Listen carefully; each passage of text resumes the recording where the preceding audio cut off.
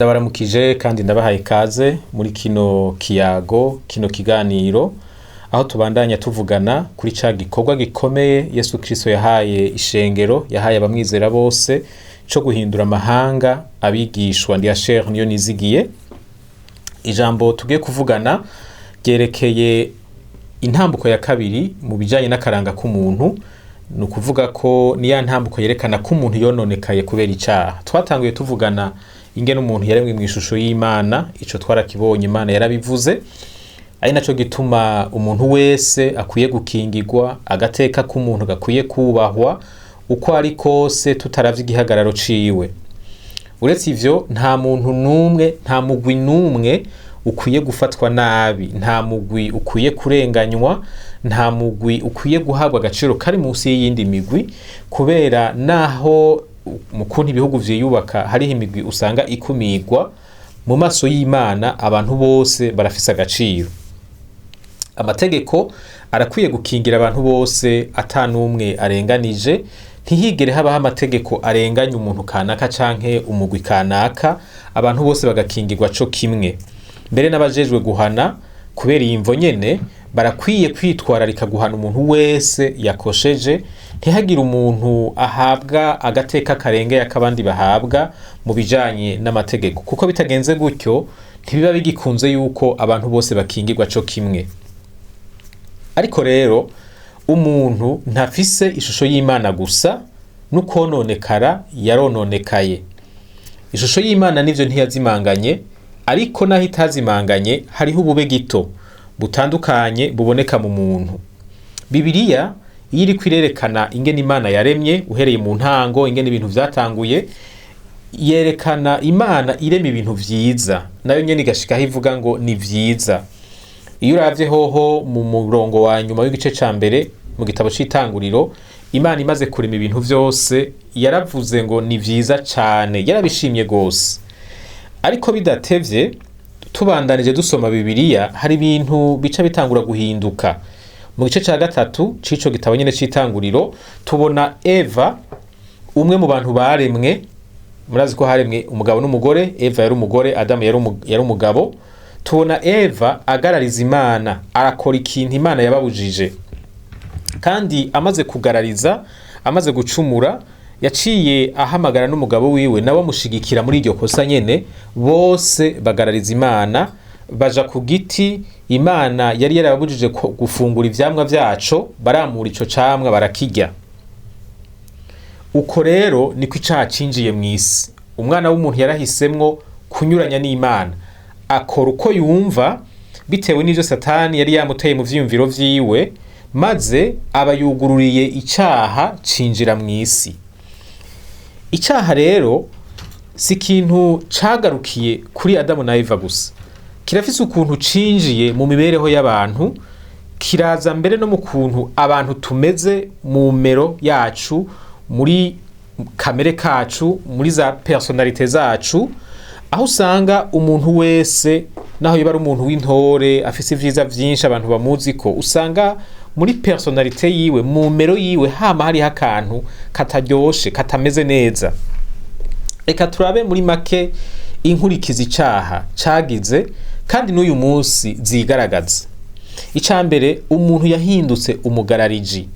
Umuntu yaciye agumwamwo n'aka gatima ko gukora uko avyumva, ivy'Imana akabisuzugura, mbere n'iyo abizi akabirenga ko abizi, kandi akagagaza, ntarondere gusaba imbabazi Imana ngo ahindukire abihebe.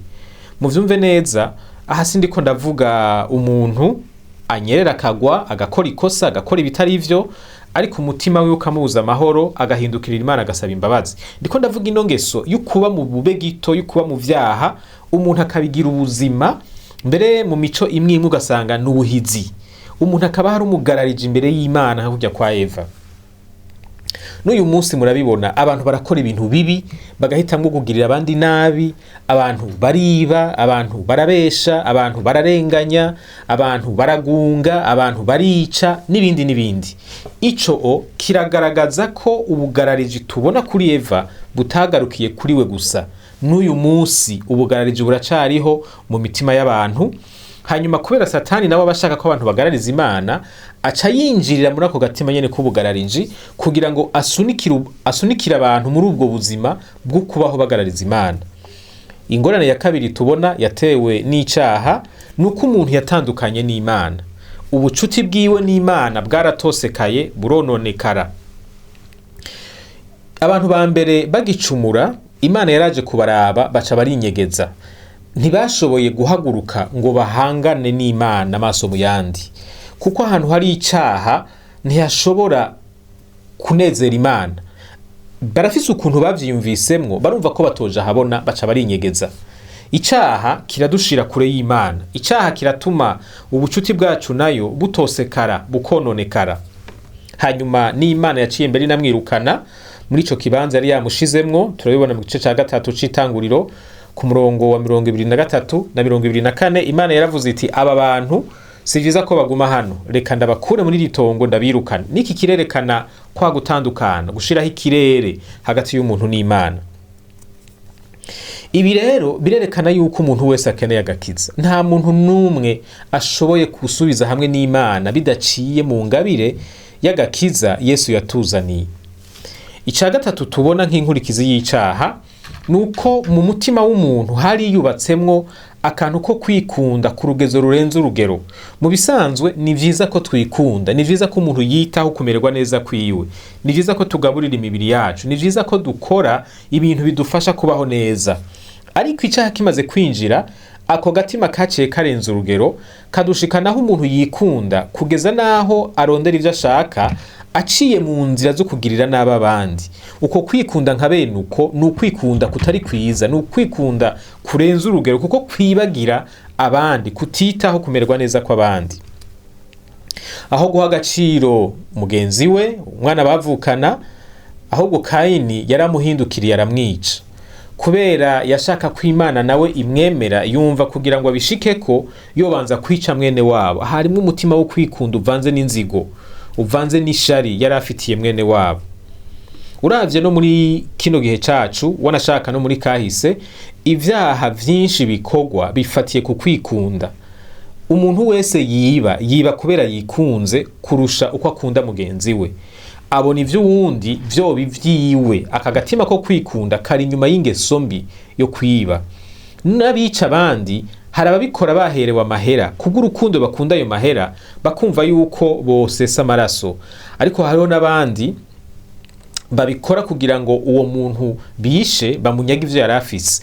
Ivyaha vyinshi ugiye kuvyitegereza neza usanga inyuma yavyo hanyegeyemwo aka gatima ko kwikunda. Umuntu arenganya uwundi akamutwara utwiwe, nta kindi kintu kiba kibimusunikiye mwo atari ugushaka kwigarurira ibintu vy'uwo muntu bisunitswe n'umutima wo kwikunda. Niyi ni ingorane iri muri kamere kacu twese. Imana idutabaye tukayimenya ikaheze kadushira ku murongo wo kuregwa, niho dushobora kumenya ingene tuganza aka gatima ko kwikunda.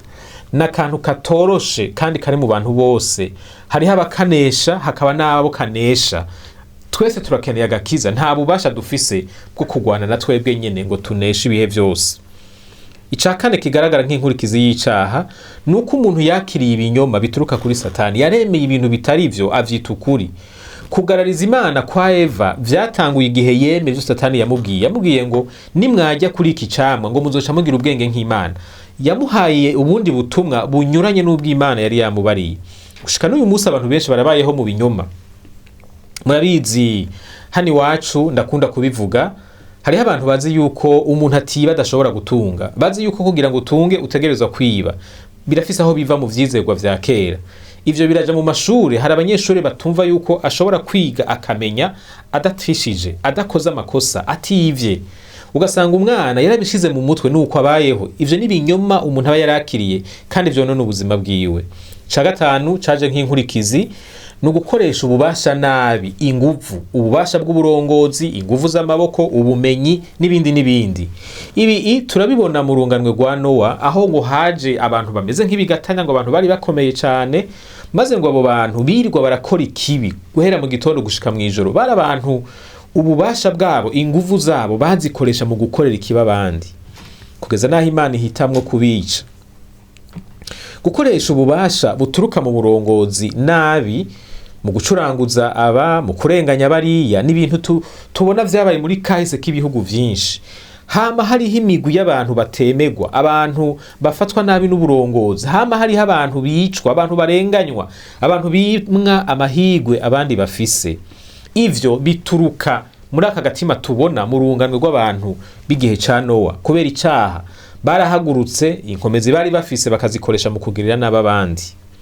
Icanyuma ca gatandatu tubona nk'ikurikizi z'icaha nuko imico y'abantu, le culture, yagiye irinjirwamwo n'ibinyoma, maze abana bakabikuriramwo, bagakura bazi ko ariko kuri, ko ari bwo buzima, maze bigatuma ibihugu bizimizwa na Satani biciye muri ivyo binyoma yashoboye kwinjiza mu mico yabo. Iyo dusubira mu itanguriro igice c'11 turahabona inkuru y'ukugarariza ko mu kivunga, aho abantu ngo bakoraniye hamwe barumvikana ko bakwiye kubaka umunara.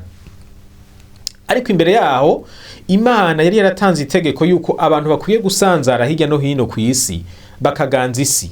Ariko aba bantu bageze ngo mu kiyaya kiri hano ngo babona ni ciza, bose barumvikana ku ngingo yo kugarariza. Aha niho ndabona rero ca kibi, wa muco winjiye kugeza naho abantu bumvikana kugarariza Imana bose, hakabura n'umwe avuga ati no, iciza nuko twosanzara. Niko Imana yavuze, bose baravyumvikanako. Hari ibintu vyinshi abarundi bumvikanako, bakakubwira ko umuntu abeshe ariko ararondera inyungu ziwe ataco bitwaye. Ugasanga nuko tubayeho. Mbere no mu bakirisu ugasanga ikinyoma ntitukibona nk'icaha. Murabizi kenshi iyo umuntu agusavye ngo muhure ni bake cyane bashika kusa hamwavuganye. Kubesha mu marandevu dutanga ntitubona ko ari icaha. Ni ikintu c'ikinyoma twakiriye mu muco, twumva ari bisanzwe. Tumeze nka babantu nyene bo mwitanguriro c'11, twarafashe icaha tukigira ikintu gisanzwe, kandi twese canke reka mvuge benshi muri twebwe baracumvikanako. Niyo umuntu yacerewe ntasaba imbabazi, niyo azisavye uravyumva ko ari ibintu vyo kumunwa gusa atiteguriye kubiheba. Murabizi mu mico yacu hari ibintu twinjijemwo, turemera yuko abakobwa bari nyuma y'abahungu. Ivyo narabivuze ko badakwiye guhabwa agaciro co kimwe. Iyo amafaranga abuze mu muryango bakura umukobwa mw'ishure hakiga umuhungu. Iyo umukobwa acitse mu myaka y'ubuyabaga bamuronderera umugabo aho kumufasha kubandanya yiga. Ivyo bigatuma ugeze mu makaminuza usanga abakobwa ari bake, ariko tuzi ko ari bo benshi muri kino gihugu.